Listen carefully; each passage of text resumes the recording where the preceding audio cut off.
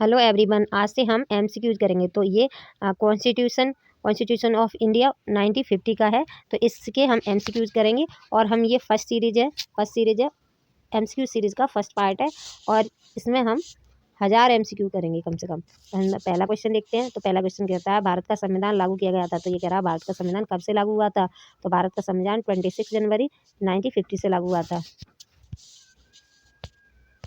आगे पूछ रहा है, भारत के संविधान में कितने अनुच्छेद हैं। तो जो भारत का संविधान है उसमें कितने अनुच्छेद हैं। तो भारत के संविधान में 395 आर्टिकल हैं। आगे क्वेश्चन कह रहा है, भारत का संविधान कुल कितने भागों में विभक्त है। तो भारत का संविधान 22 भागों में है। जो कॉन्स्टिट्यूशन है उसके 22 पार्ट हैं। अब कह रहा है, भारत के संविधान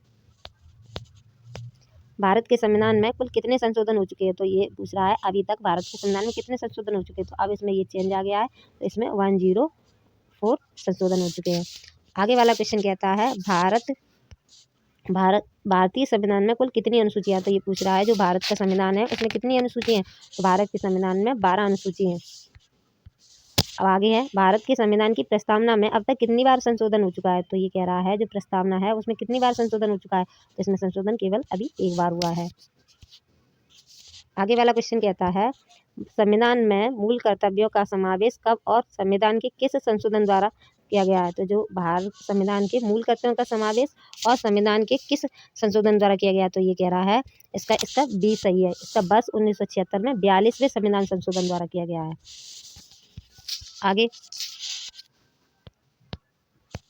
कहता है, वह कौन सा मामला था जिसमें उच्चतम न्यायालय में संविधान में संशोधन करने की संसद के अधिकार को मान्यता दी, किंतु संविधान के मूल स्वरूप में किसी भी संशोधन को अस्वीकार कर दिया है।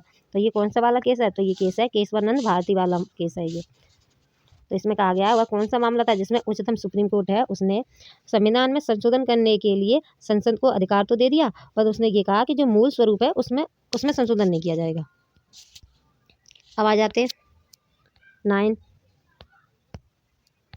तो ये कह रहा है, संविधान के किस अनुच्छेद को संशोधित कर पदोन्नति में आरक्षण की व्यवस्था की गई है। तो पदोन्नति में आरक्षण की व्यवस्था कौन से आर्टिकल में की गई है। तो ये कह रहा है 16वें आर्टिकल में की गई है। तो आर्टिकल 16 में की गई है।